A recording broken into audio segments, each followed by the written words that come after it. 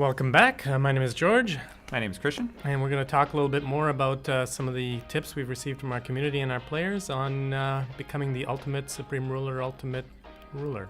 And if you missed the first video, check the links down below to catch up on the first one. That these are, as George said, tips we've received, and we're going to discuss how good a tip we think they are and how we see them impacting the gameplay. So picking up from where we were last time, the next tip that came in was from Ed Beedling, who says, have extra supply units handy in an invasion, ideally some helicopters and trucks.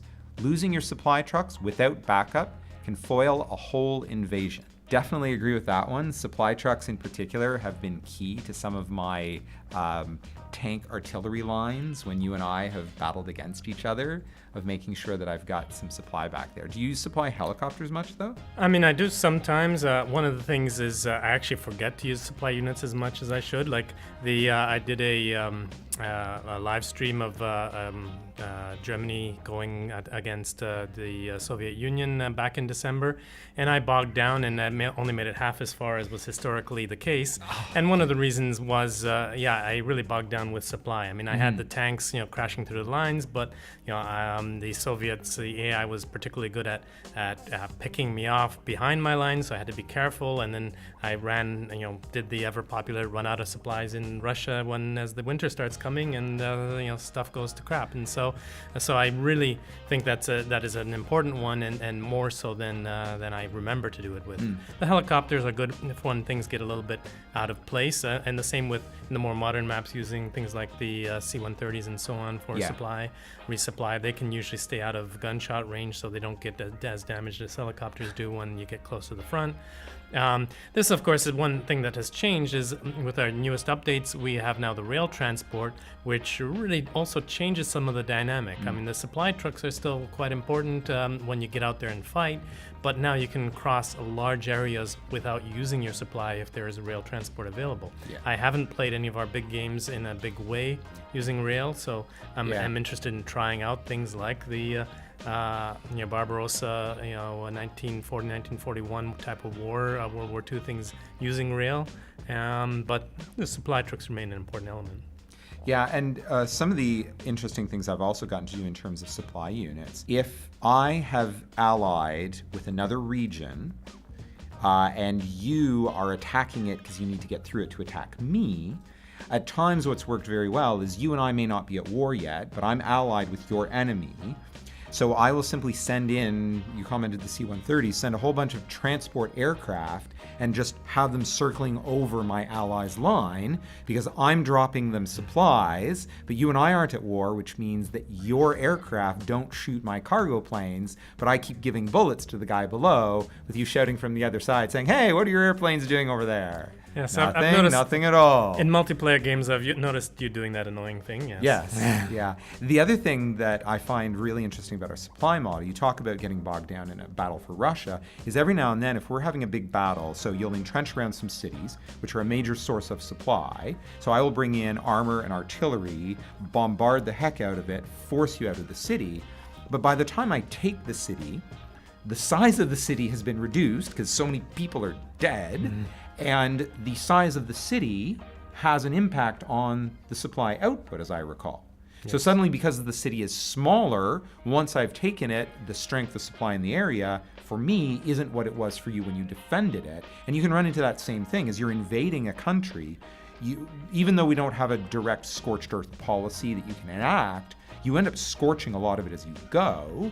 And that just slows that supply build. So yeah, supply trucks and supply helicopters can be pretty critical for keeping things moving.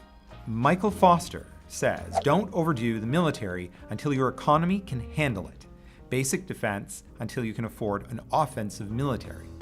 Obviously, I think that's a foundational concept for a game like this, is that you can, day one, decide to drop down 15 land fabrication plants and start building a bunch of B-2 bombers as the US, or buy the design, but those things are expensive.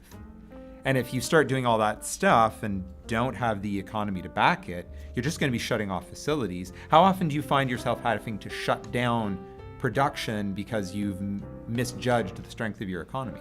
Well, I mean, this is, and in fact, not meaning to give away my multiplayer studio game tips here, but one of the things is that anytime there is a major battle coming up, I generally have some idea of how long it is before my military will encounter major issues because of an economic meltdown. So I know, for example, I can either take over Belgium in 100 days, but if they drag it on longer, suddenly everything will go to pot because they do not have the economy to support a high functioning military. And the same happens in multiplayer games too. I will take a look and see can I crush this fellow studio member in 2 or 3 game months. If I think I can and my economy will support that, I'll go in. But if it gets dragged on longer, suddenly I'll be out of bullets, I'll be out of petroleum, and I haven't really created an economy that will support a long-term war. And that can also be looked at as a historical element that a lot of whether it's in World War I or World War II, a lot of countries encountered that where the war dragged on longer than their military could. So I think that's the entire story of World War I in a nutshell. Over by Christmas, right?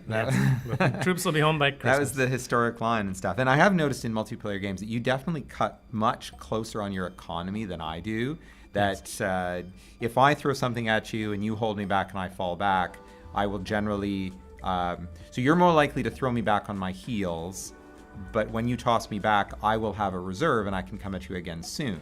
Whereas when you come at me, you will come at me extremely strong, but a lot of times if I can hold off and push you back, your economy will then crash and then I can fight you back. So yeah, it's definitely a difference in the way you play and the way I play towards that you definitely are more, you take more chances with your economy once the military is rolling. Total war on the edge. Next tip comes to us from Oftim.